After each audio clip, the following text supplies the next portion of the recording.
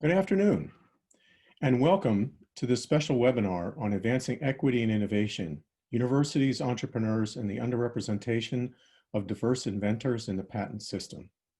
We're very pleased to have you here with us for this session, which is being put on by VentureWell and with support from Qualcomm.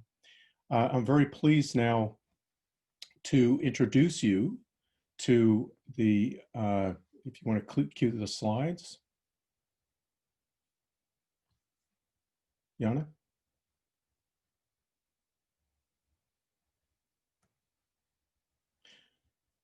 Introduce you to our topic for today, which is focused on the increasing evidence that owning a patent has lots of very positive impact on inventors and on the potential for their idea to attract capital, turn their inventions into businesses and create jobs.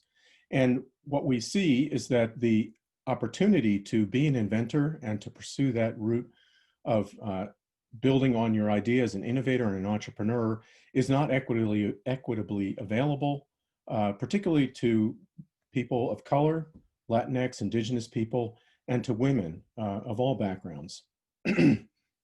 Today, we're going to talk about patent equity, featuring experts both on the subject of acquiring a patent, on the process and understanding how the patent system works, particularly for emerging innovators, and for framing in context of who actually gets to be an inventor now and what the impact and changes that we could see in the system are if that were to improve. So I want to turn things over at this point to Holly Fechner from Covington to introduce our session and talk about a very exciting initiative that's about to take flight. Holly? Thank you so much, Bill. And it's such a pleasure to be here today with VentureWell to co-host this important discussion on diversity in inventing and patenting. As Phil said, my name is Holly Fechner, and I'm the Executive Director of Invent Together. The United States Patent and Trademark Office and leading researchers have found large and disturbing patent gaps.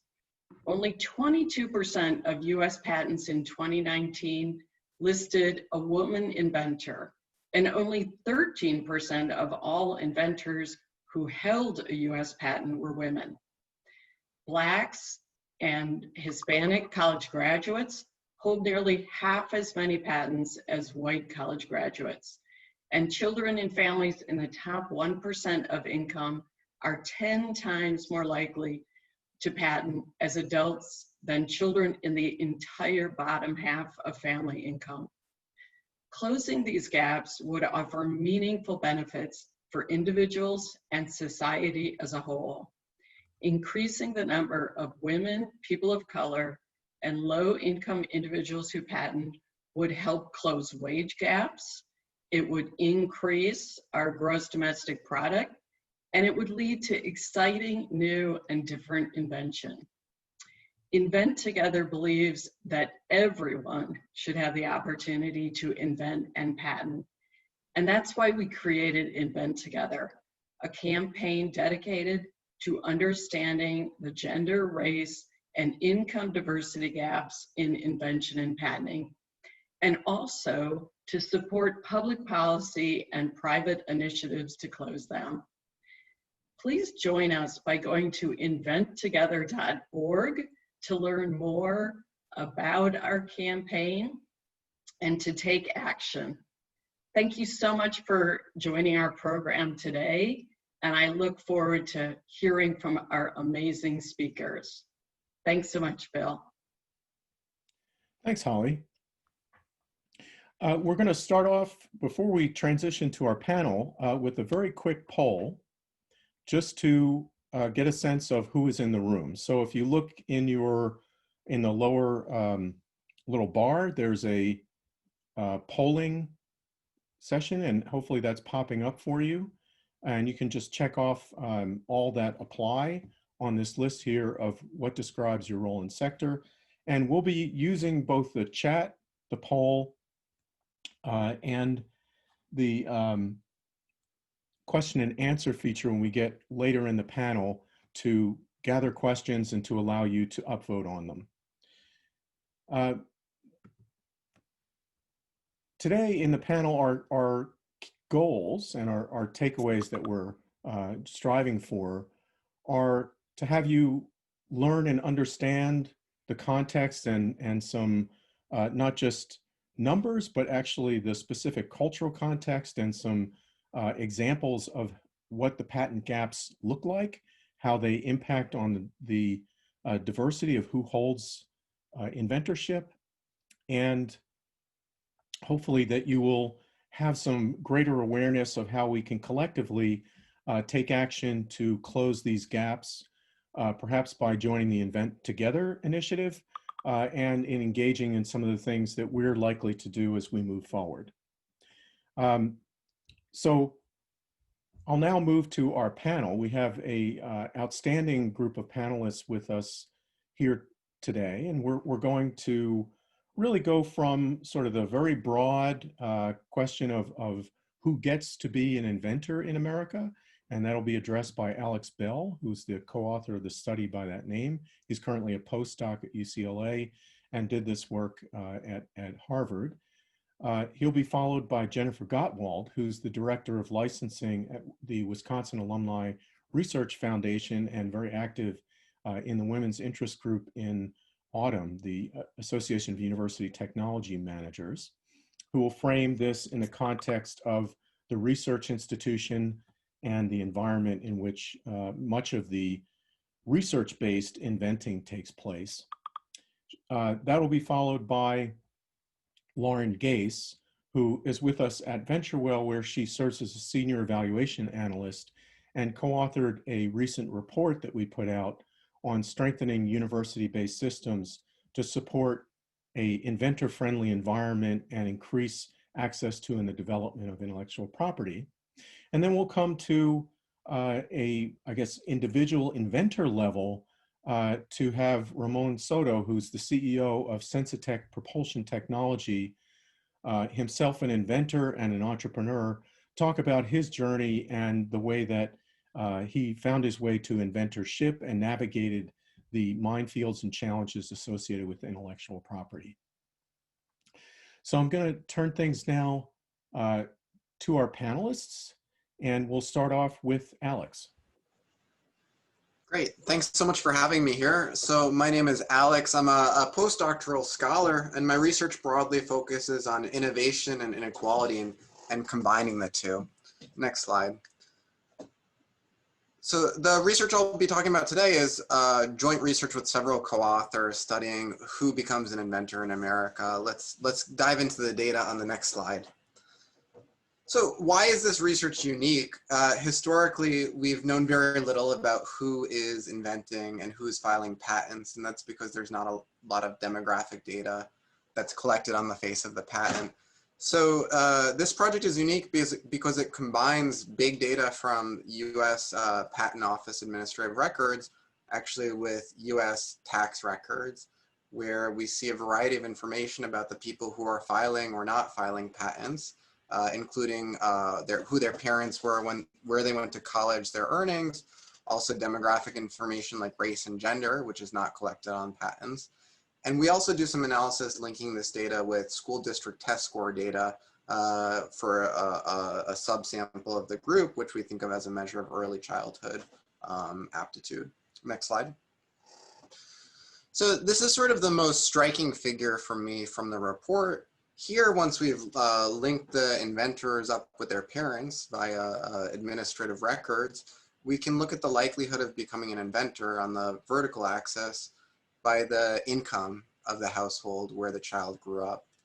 And what we see here is sort of the first disparity that I want to highlight, that invention is about 10 times higher for kids who are born to rich parents as kids who are born to roughly average parents. Let's go to the next slide. We have here also a disparity by race.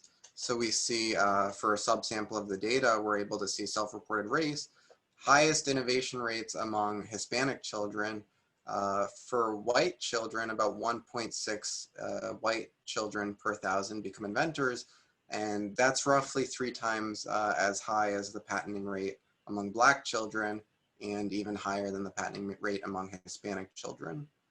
And let's go to the next slide. This is sort of the final gap that I want to highlight for you, which is innovation by gender. And what we see here is really unique and interesting. Here I've looked at the fraction of female inventors by year of birth.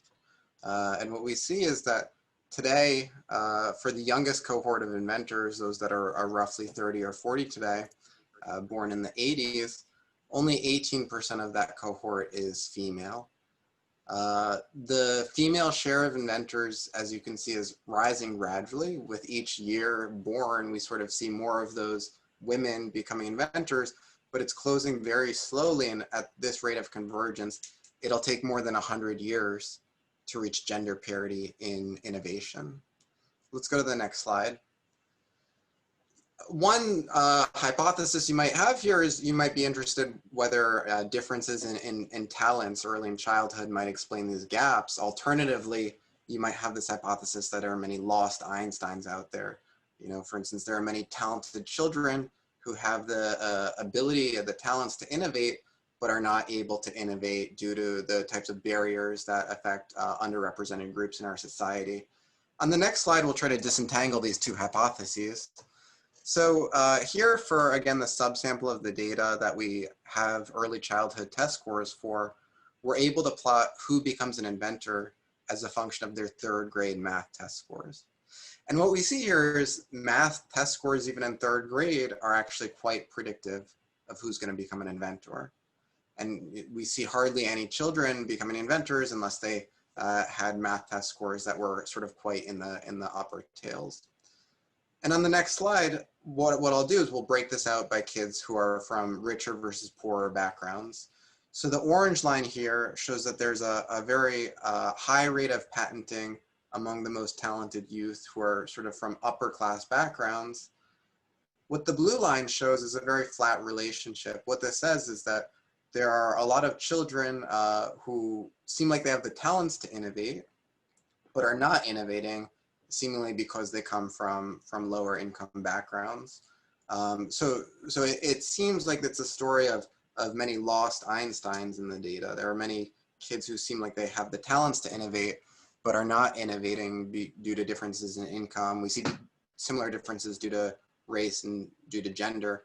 On the next slide now, we'll think about quantifying these magnitudes. So I like to think of the conceptual experiment. What if, you know, we could wave a magic wand tomorrow and make it so that women, minorities, and children from lower income families were just inventing at the same rate that we see high income white men inventing at. And in this sort of dream world, we would have 4 times as many patents as we currently do. So innovation in America would quadruple. You know, other researchers have done similar calculations. Lisa Cook thinks about it in terms of GDP, for instance. She finds GDP could be as much as 4% higher if we could remove some of these disparities that we see in terms of who becomes an inventor. I want to add one more piece to the analysis on the next slide now. I want to think about one potential policy lever that we investigate in this paper in terms of closing some of these gaps. We think about exposure to innovation. Some kids have more access to mentors in the innovation sphere than others. And this is a research that, this is a resource that might be inequitably distributed. So not everyone has access to mentors. To proxy for this sort of exposure to innovation, what we'll do now is, just as a taste of the analysis, we'll look at the number of inventors who are present where the child grows up and ask if that has anything to do with whether the kid becomes an inventor. Let's look at the map on the next slide. So this is a map of innovation rates of children by the city where the child grew up. Not where the child lives today necessarily, but where the child grew up. And what we see here is some hot spots of areas that seem to be very good at producing kids that go on to innovate. So the Bay Area in California, like San Francisco, San Jose, Minneapolis near the Mayo Clinic, even Madison, Detroit near the car manufacturers. These are areas where many of the kids who grow up there are more likely to become inventors themselves. Let's go to the next slide now where we do the correlation. So I correlate with the vertical axis is showing you that measure of the innovation rate of children who grew up there. And I've plotted that against the annual rate of patents per adult in that city. And what we see here is definitely a very strong pattern that kids who are growing up around more inventors are more likely to become the inventors themselves. So let me conclude with this interview, this overview in the next slide. Exposure to innovation is an inequitably distributed resource, and this seems to matter in determining who becomes an inventor. And, you know, if there's time in the questions, I can go much, much deeper into this, and we go into a lot of different robustness tests and things like that in the paper, including the importance of gender-specific role models, which is interesting. But there are huge disparities in rates of innovation by race, gender, and parent income. These differences don't seem to be due to differences in any type of innate ability or early childhood talents. In contrast, it seems that there are many lost Einsteins. There are many kids who seem that they have the talent to innovate, but don't go on to innovate due to societal barriers. And these disparities are important. If we could somehow remove these disparities and get all kids to innovate at the same rate as white boys from higher income backgrounds, we would see as many as 4 times as many inventors as we do today.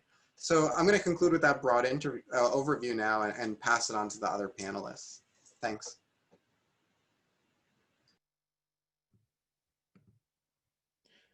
Thank you, Alex. That was a great presentation and really, I think, a great example of using data effectively to make a very complex story very, very clear and understandably actionable. We're going to shift now to hear from Jennifer Gottwald, and she's going to be talking about barriers to innovation and looking at that from the perspective of an entity operating within a research institution environment. Jennifer? Great, thank you, Phil. And I want to thank the organizers and the sponsors for this webinar. I love seeing Alex's data and how he presents it, big picture data. And it's great to see Wisconsin and Madison being a hotspot for something besides COVID-19 infections at the moment. So I'm glad we're a hotspot for invention as well. This topic, the gaps in innovation participation, is something I've been passionate about for a few years now. Both in my work at WARF, we are the tech transfer office for the University of Wisconsin-Madison and the Morgridge Institute of Research, and also through the collaborative work with a lot of other university tech transfer offices through our professional association, Autumn. Today I'm going to talk about the gender gap in patenting as an example. These approaches and the general trends of this data can be applied to a lot of underrepresented groups, and great people like Alex and Lisa Cook and others are finding that data for us. So I'm just going to be talking about gender right now as an example. So if we can go to the first slide, please. I am going to give you a couple of examples of the gender gap in patenting. Alex showed us some, Holly talked about them as well. This is some data from IWPR, or the Institute of Women's Policy Research. They did some of the earlier studies in this and continue to have this as a topic. This shows US patent applications with at least one named female inventor for a number of years. What you can see from this data is we're getting close to about 20% in 2010. Those red bars there represent the patents with at least one woman. If we go to slide 2, please. We see that on the international stage, this is a study from 2016 from WIPO, the World Intellectual Property Organization, and these are PCT applications that are filed, worldwide type applications. The rate of applications naming at least one female inventor on the left there is closer to about 30% in 2015. I won't be presenting it, but you can look at data where there is not as great a gender gap in patenting as we have in the US, and also countries where there's a greater gender gap. So there are differences throughout societies and throughout the world, and the PCT data, I think, reflects some of that, although a lot of people from many societies apply for US patents as well. On the right-hand side, you can also see an increasing overall number of women inventors as a total. So we see the trend is moving upwards. As Alex was talking about, is this a pipeline problem? Some people I talk to say it will resolve itself. We're getting more girls involved in STEM. They will grow up, have careers in STEM, and they will become inventors. I want to say no to that as the ultimate thing we have to work on. It's part of the problem, but it's not the whole problem, and give you two arguments to back myself up here from others' data. If I can have the next slide, please. The US Patent and Trademark Office is also looking at data on the gender gap in patenting as well as other participation gaps right now. They have some great resources on their website. They're going to be working intensively in this area, and I really urge you to keep up with what they are posting and discovering. What this particular graph shows from some really recent data is the gray dashed line down near the bottom shows the rate of women inventorship, whereas the other lines show the rate of women participation in some inventive fields, biology, engineering, overall in science and technology type fields. So what you can see here is that even though we're increasing the number of women going into some of these scientific fields, the rate of inventorship among women is still lower, and it's not increasing at the same rate. It is actually not going as quickly as the participation. And on slide 4, this is kind of some more representations of what Alex had showed us. Both IWPR and WIPO did projections based on what they saw for women's participation in patenting. If we look at these, we will be at parity, defined here as 50% of patents or applications naming at least one female inventor at, in the IWPR case by 2072 and in the WIPO case by 2080. We can't wait that long. And I would also argue 50% is not parity. Right now, at least 90% of patent applications filed name at least one male inventor. So we can redefine what our goal is going to be here. So obviously there is an issue. Universities see this issue. They see, the ones who do the measurements see fewer disclosures from a female faculty member, for example, in a department of chemistry than from her male colleague in that department of chemistry. So you have two professors in the same department, in the same field, both equally potentially is inventive. And when you do the data, you'll generally see that you will get fewer invention disclosures from the female faculty member than you will from the male faculty member. We have been encouraging through Autumn and through other ways, tracking this data now for several years, and many university tech transfer offices are doing so. It was hard to overcome resistance to tracking some of this data. Why? It can be scary to track the data. Will we look bad? What can we do about it? How are we going to compile this data and put it into all the other data out there? We only have 5 female faculty members in this department, so how do we reconcile that with the data of how many disclosures we're getting out of that department? So obviously, these are all real concerns, but I think people are recognizing this as a real issue.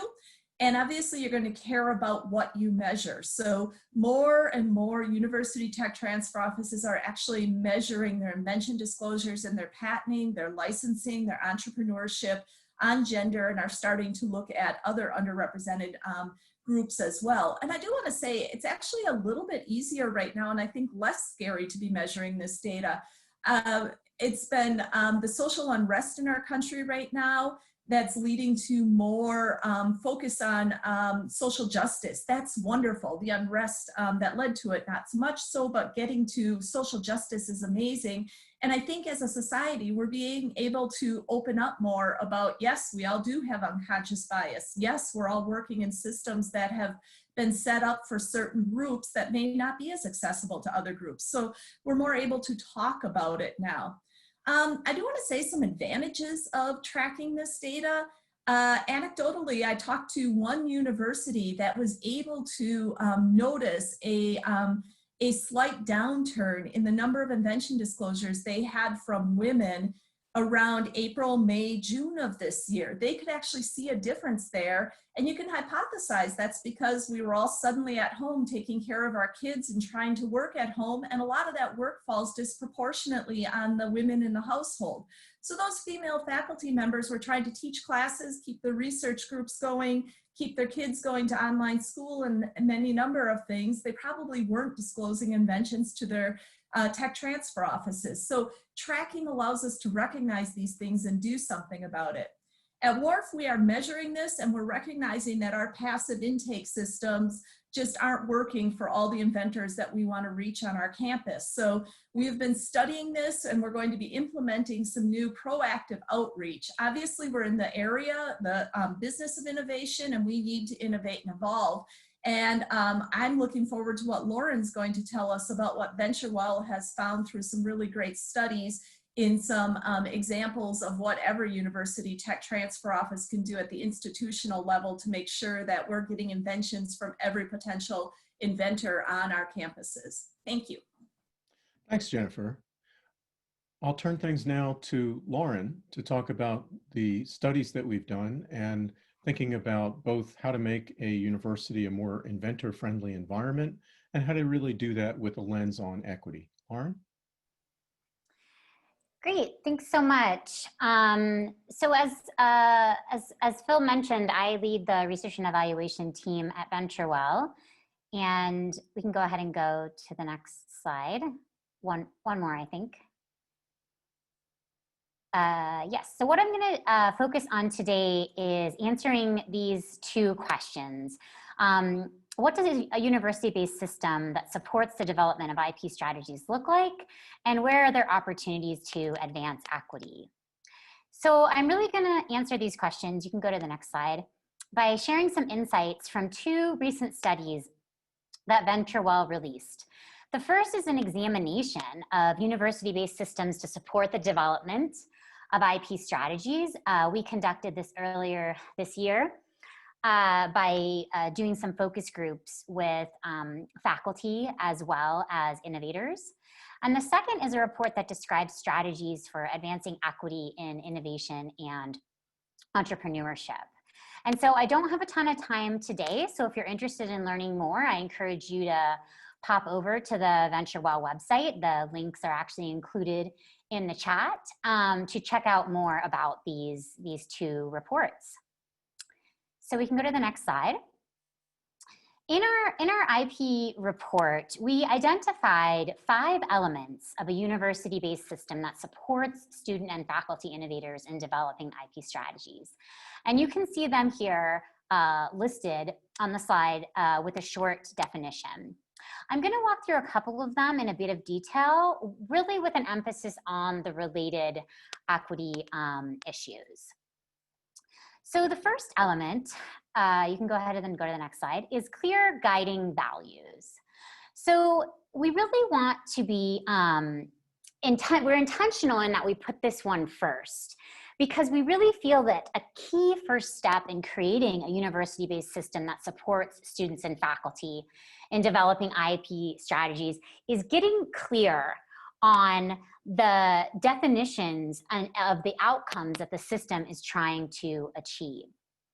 I'm sure most of us have heard the saying that every system is perfectly designed to achieve the results that it gets. And so by first clarifying these goals, then the structures can be designed or modified in a way to achieve these goals. This element also includes ensuring that the system is transparent and understandable. This includes being clear about invention and ownership and what the university can and cannot support. Equity considerations are really critical here. This key element really aligns with findings from our Advancing Equity report, specifically Action Area 6, where we talk about developing a holistic organizational approach. This element really emphasizes that equity must be baked into the system from the outset, that equity must be built into the organization's DNA, be it things like building it into your mission or your charter, putting forth public statements of support, and being transparent around your goals and commitments. The second element of an effective system is meaningful IP education. So participants in our study really described the challenges in designing and teaching IP content to university-based innovators.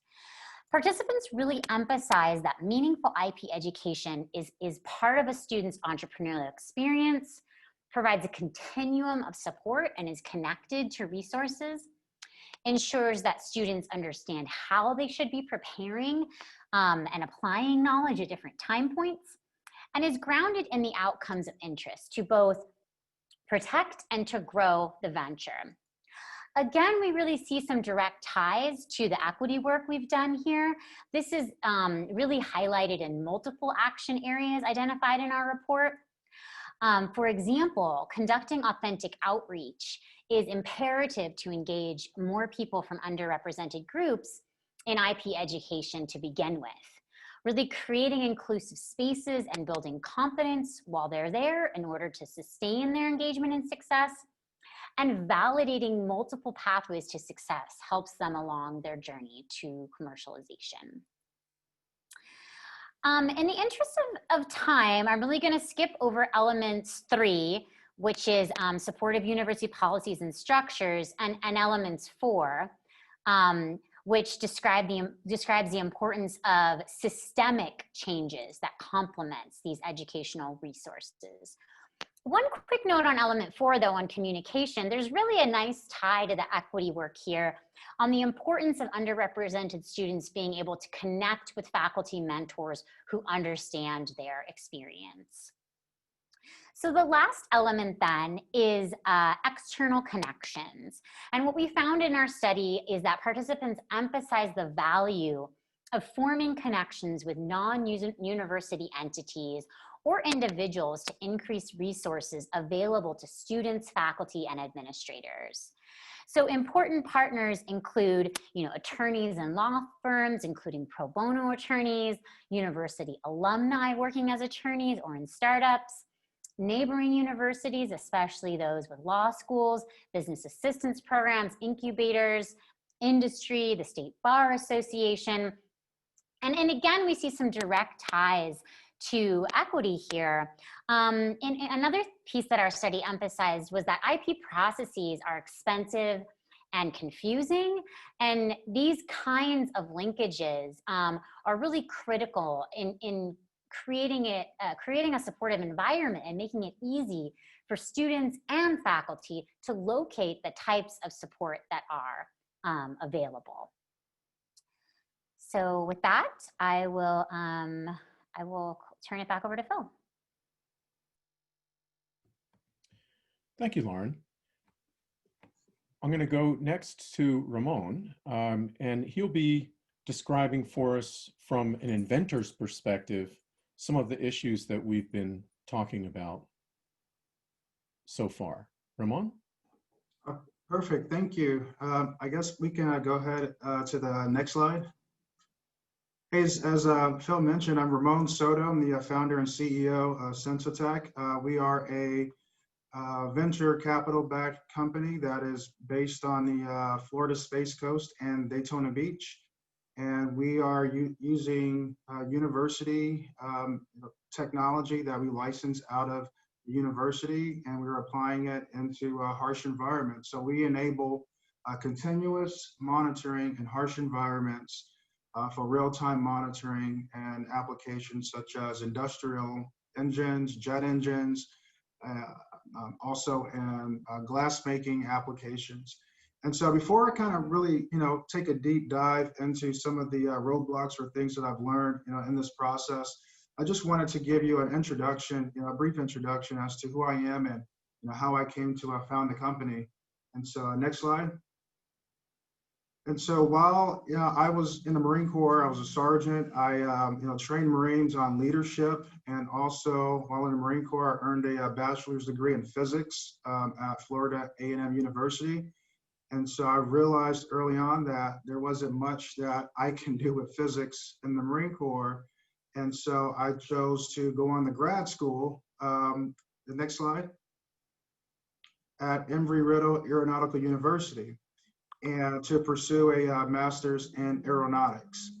And so it was here at Embry-Riddle where I was doing research in the jet engine lab. Next slide. Where we were working on new technology to augment some existing jet engines. And we had parts that were failing and overheating, and no one really knew at what temperatures or at what pressures, that was happening. And so I later started discovering that, sensors and control systems that I thought would prevent that from happening, but the cables itself cannot survive the high temperatures, and they're extremely intrusive. And so what I did, I wrote as part of my thesis was to investigate this problem. And this is where I discovered that there was some useful technology that came out of the university that suggested of using advanced ceramic materials as antennas to wirelessly measure things like temperature, pressure, and strain within a harsh environment. And so I, along with my academic advisor at the time, we thought that the best way to really give this technology a light of day was to commercialize it through a company. And so we formed Sensitech, and then I went on to the next slide, please. I thought, we were going to be extremely rich. We had invented this new technology. There's a big problem. And then we enrolled in the National Science Foundation's I-Corps program that kicked us out of the building, forced us to go out and interview a minimum of 100 customers to find out, okay, who really cares about this problem? Are you really making it up? And once you have found the problem, do you have a business around solving the problem? And so with that, next slide. From interviewing to date now, I've probably talked to over 1,000 customers face to face.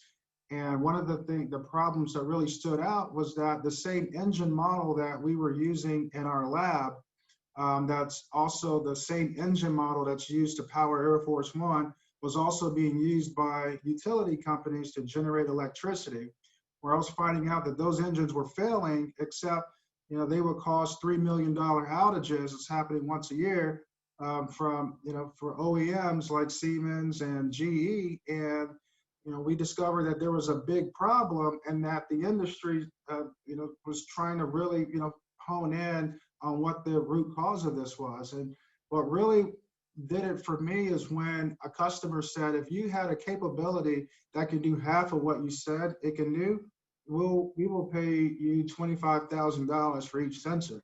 And so that really kind of sparked my curiosity. And when it found out, okay, how many other customers are like that? And so then that led us to, next slide, adapt our solution, not only with customers like Siemens, GE, and Shell, but also now we're working with GE Aviation. The Air Force just gave us a contract to put this on one of their GE engines in view of 3 more different engine models. And so this is the system that we commercialize that features on-blade sensors that goes on jet engines, and a wireless antenna that communicates with it, provides real-time health information. Next slide. And so the key, I think the 3 biggest considerations that I kind of wish I would have knew going into this around IP was, 1, obtaining the right legal counsel with, I would say, IP litigation experience.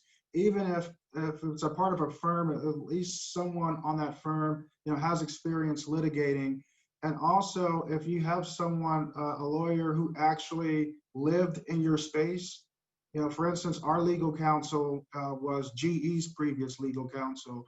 And so that person understands the kind of agreements we have to negotiate with GE and their suppliers and partners. And I really wish I would have known that. I mean, I know Christina had really, in the Aspire program, really, got us to focus on that. But sometimes it feels like you're looking for a needle in a haystack. Like, okay, first I need a lawyer who gets jet engines. That's a needle in a haystack. And someone with IP litigation experience, another needle in the haystack. But once you find that person and find that team, it's going to save you a lot of heartache and pain and a lot of money. I have the scars to prove it. And so And also the legal counsel with the experience that, is relative to you would be so much easier, because now they're training you and teaching you what you really need to know. And a lot of times I've had vendors and lawyers where I was kind of paying them to train them on what I need. And so that's not really, I think, a good foundation for a long-term relationship with, someone who should be protecting you like legal counsel. Also, before licensing any kind of technologies or filing patents like I have, or prosecuting patents overseas, like do your own prior art search. And a lot of universities, before they're doing a patent, filing a provisional, they are commissioning these prior art searches. Some universities will share it with you, but I would say do your homework, do a global prior art search, because that's going to help you really drive the negotiations as well, and really help you assess, is this IP worth really pursuing? I've had paintings where technology that I had developed became prior art to a patent that I wanted to prosecute. So now I have to get more creative to try to out-invent myself. And that can be a very expensive process. Each country that you file in, is pretty pricey. And so I would say just go back to that prior art search first to help.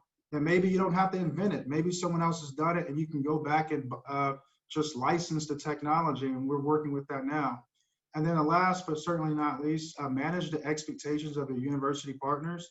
Every university partner, just with anyone, you have to really manage the expectations, consider the readiness of the technology, and also use data to try to show to the university partners to advocate, a certain license deal, and don't go at it alone. Seek the appropriate counsel. Next slide. And so it's often said in aviation that a mile of highway will take you just 1 mile, but a mile of runway would take you anywhere you want to go. And so I consider, taking that leap, whether if it's starting a company or being an entrepreneur within an organization, the commercialization process, I feel it really gives you that opportunity to maximize your potential, and through entrepreneurship or through leadership. And so the sky is really the limit. So thank you, and I look forward to your questions. Thanks, Ramon.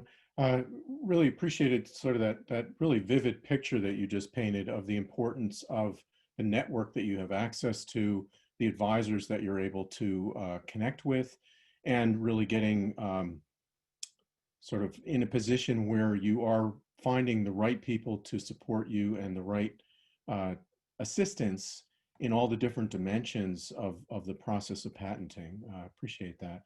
We're going to switch now to our Q&A. So I just want to encourage you to put your questions in the Q&A box, which is on the bar at the bottom of your window. You can both type questions in there, and you can also upvote and thumbs up the questions that really resonate for you. And to get things started, I want to talk a little bit about causality in some of the things that we heard from Alex. So I want to turn to you, Alex, about what's causal in this data, and which are the most important aspects of that?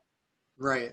Thanks. It's a good question. So in the paper, we go through a lot more analyses, sort of looking at how sharp this result is, that kids who grow up around inventors are more likely to be inventors themselves. And actually what we see is more specific than what I showed in the slides. We actually see that kids who are growing up, let's say, in the Bay Area, where there are a lot of computer and communications inventors, are more likely to invent in the communication sphere rather than general purpose technologies. Likewise, kids who are growing up near the Mayo Clinic, for instance, are much more likely not only to invent, but also to invent in terms of medical and medical device patents. And then the second finding is we also see that the exposure patterns are very gender specific. What I mean by that is that girls who grow up in neighborhoods that have more adult female inventors are more likely to invent, but that correlation is not there for girls growing up around adult male inventors. So it really kind of paints this picture for me of this causal effect in terms of kids not being able to be what they can't see, and the importance in particular of inventors who are like you in shaping kids' trajectories to becoming inventors. Yeah, a follow-up question on that about data.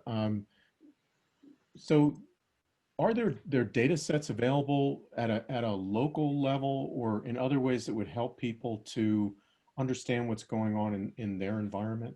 So one thing I definitely want to plug is that we have a lot of data on our website, which I think was linked to in the chat, where people can download aggregated collapses where you can see innovation rates among kids who grow up in different cities in different times. And this can be useful for others who are doing research in the area. Yeah, great. And we had a question from the audience. Nicole Morris asks, and this is I think for Jennifer, but you could others can respond to this as well. The framing is, it looks from the data that low rates of inventorship by women might be related to bias by the gatekeepers, who are the ones who say what invention disclosures would be accepted for a filing and where resources will be allocated.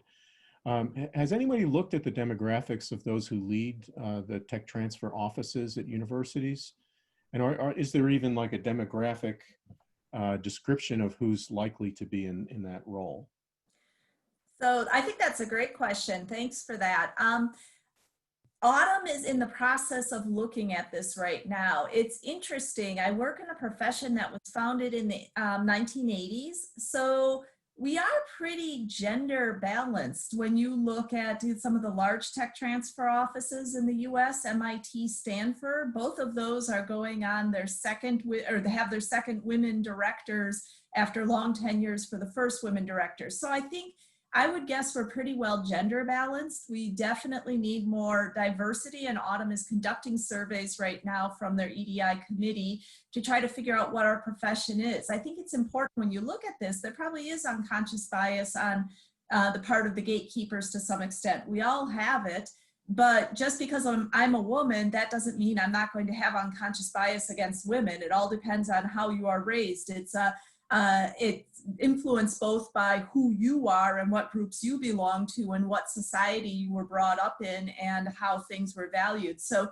yes, people are starting to look at that, and I think that's important to keep in mind, and we should all be aware of our unconscious biases as we do our jobs. Yeah. Any other thoughts on that from anyone else? I think that's a great point, and I haven't heard of any initiatives that actually are working on looking at what the sources of unconscious bias are in the invention pathway around the intellectual property in particular. And I think that's pretty important to understand, because it may actually even be something that would be relevant in the process of getting the patent and how the patent office actually reviews and evaluates information. The only thing that I'll add to that, to piggyback also, is the data is just not there. And when you talk about the data from the patent office that I'm so familiar with, you don't have data on any of the demographics of the inventors, nor any of the demographics of the examiners. So sort of by construction, we can't really be asking these questions in a quantitative matter, at least. Yeah. And Holly, I'd love to have you chime in on that, because I think that's a big focus of the Success Act and the Invent Together initiative. Absolutely. And we're so grateful for researchers like Alex Bell, because as we've discussed, the USPTO does not collect demographic data on patent applicants. So the researchers who are working in this field, like Alex and Dr. Lisa Cook at Michigan State University, have done just a tremendous service to all by creating their own databases using name matching software, which is not perfect, but does get us some useful results. So one of the initiatives of Invent Together is that we have worked with members of Congress who have introduced on a bipartisan basis a bill called the IDEA Act. It's been introduced in both the House and the Senate, and this would ask the USPTO to collect demographic data on patent applicants on a voluntary basis, so that we can further both identify these patent gaps, follow them closely, and then take action. Because I think the more people know about the problem, the more likely it is that we can do something to solve it. So I would encourage people, we do have a ability on the inventtogether.org website for people to ask their members of Congress to support this important piece of legislation.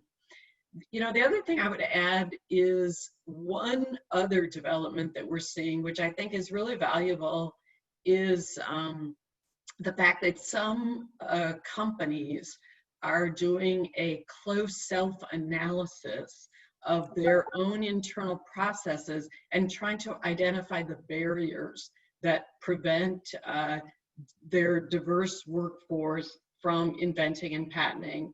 And one of the leaders in this effort is a toolkit by IPO. And what I think this does is allows companies to go through a process to try to figure out, you know, where along the path of their workforce trying to engage in research, design, invention, patenting, where do things go wrong to prevent diverse employees from really excelling in this area? So we know a number of companies are using this toolkit right now, and we hope to see improvements. I think the more we can identify best practices in both universities and companies and spread them to other places, the better off we'll be. Right. I want to stay with this a little bit. We had a question from Sabran Truesdale about gender diversity and innovation, and really trying to get a little bit deeper into this. What are the root causes of underrepresentation of women, and how could those be addressed? And I wonder, you know, maybe we'll start with you, Alex, in terms of what's come out of your research. Are there action items that you would sort of point to and say, well, these are, you know, things that should be looked at least? Yeah, I mean, I can tell you sort of a general trend that we find in the research is that for young girls, there seems to be a special sensitivity to having female adult inventors around. It seems to speak to, I'm not saying that this is the full problem, but it seems to speak to the potential policy implications of sort of programs that might be designed to increase exposure to innovation for young women, and, you know, particularly at younger ages. I think that there are, you know, sort of a lot of programs out there that implement various strategies to try to get kids from underrepresented groups more involved in innovation. And, you know, I think we're still sort of waiting for the wave of randomized control trials to come out to understand, you know, exactly better the nuances of what particular programs work. I think it's still sort of roughly, you know, a bit of an open question in that regard, and I can open up to the other panelists also. Well, I want to turn actually to Ramon on this, because you are the inventor on this panel. And it would be maybe helpful if you could sort of give the context of why you chose to be an inventor. I mean, this is, as you described, was not an easy path that you're taking. You're right. I mean, it wasn't an easy path. And I think, you know, going through the process, you know, allowed me to, I guess, have more respect as well for the process. I was joking with one of my engineers who was letting me know a very sobering outlook, you know, on one of our features for the product. And I told him, I said, look, if I knew all of the challenge, like what, you know, where we really were, you know, with this, I probably would have never started Sensitech. And so, you know, but we're here now. We've actually solved those problems. And so I would say I mean, it's not that I see the disparity, but I see, like, when dealing with other women inventors in particular, like, because, you know, we have to also license other technologies to make our core technology work. And my experience in working with some of the other female or women inventors, excuse me, and a lot of times they've kind of already been burned in the past. And so now I'm coming in, you know, happy-go-lucky, you know, super optimistic about the future and the possibilities. But now, you know, everything that has happened to them in the past, I now have to deal with that. It's kind of like dating someone who's like, you know, who's bringing that extra baggage a bit. And it's like, I have nothing to do with that past relationship, you know? And so now I'm having to kind of break down a lot of those barriers and really build, you know, trust with those inventors. And I try to do that through transparency. I think there's a delicate balance because sometimes too much transparency can be overwhelming and you can get that person to shut down altogether. But it's really, it really forced me to, you know, really focus on the human, you know, aspect of working, you know, with underrepresented, you know, people in innovation. So it's one thing for me to invent. Like I'm great. I have a lot of ideas, you know, and I can get a lot of the stuff on paper. I have a really good team. We can implement it. But then when you do that prior art search, sometimes you realize like maybe 30% of what I actually invented was patentable, and the rest of the 70%, I now have to go and work with these other inventors to try to, you know, make this thing work. Yeah, and Lauren, I want to bring this to you in the context of, you know, how do we create environments that will help people not have that kind of negative experience that Ramon just described, of you know, being able to come into this and maybe maintain that positive perspective and sense of empowerment around their own technologies. Yeah, so I think that this, the one thought that's occurring to me as I listen to these comments, which I think are right on, is that these are not issues that just have one answer. And so I think we need to think about it, that there's probably a lot of contributions to seeing some of the patterns that we're seeing. So for example, underrepresentation of women in patents is probably caused by multiple, you know, steps along that pathway, right? And so to think about each of those steps and to really consider a systemic and a transformative approach, I think is the piece that I would mention. And so that's why I am really excited about the work that we did to think about how do we transform these university-based systems, right, in order to work at these multiple barriers, touch points, et cetera. So I would encourage that kind of systemic approach. The other thing that I'll just replug is the work that we've done around advancing equity and and some strategies that we've gathered from some of our community, the VentureWell community, about increasing and supporting underrepresented groups in innovation and entrepreneurship. And so I think that both of those resources really emphasize this systemic, sort of multifaceted approach. Great. Well, I'm afraid we're about out of time, and I'd want to give you my profound thanks. This was a really interesting and useful panel. I appreciate your time and your willingness to share your work with us. We will look forward to continuing to have this conversation. We'll be posting materials that were linked in the chat. They'll be available afterwards, as will the presentations. And we look forward to your ongoing engagement with VentureWell, and hope that you will dive deep into the materials that were described here, some really, really rich and thought-provoking information, and encourage you to look into and join on with the Invent Together initiative, doing really important work. Before we break away, though, I do want to point you to one opportunity which has just recently presented itself, if I can have the slide, which is from the US Patent Office, which has launched a National Council for Expanding American Innovation. And the director of the Patent Office, Andre Inoku, who is leading this initiative, is interested in reaching out and engaging university community in particular. So for those of you who are at universities, he is interested in connecting with you on how they can expand, how universities can contribute to expanding the innovation and intellectual property ecosystem, addressing some of the gaps and needs, both demographically, geographically, and economically. So if you're interested in engaging in that dialogue and having the director come in and speak to you, you can follow up on the link that's there. We'll put that in the chat in a moment.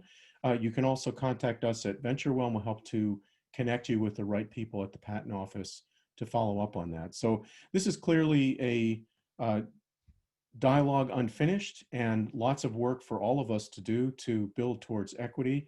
But I thank you for your time and attention and look forward to a continuing dialogue and progress in this area.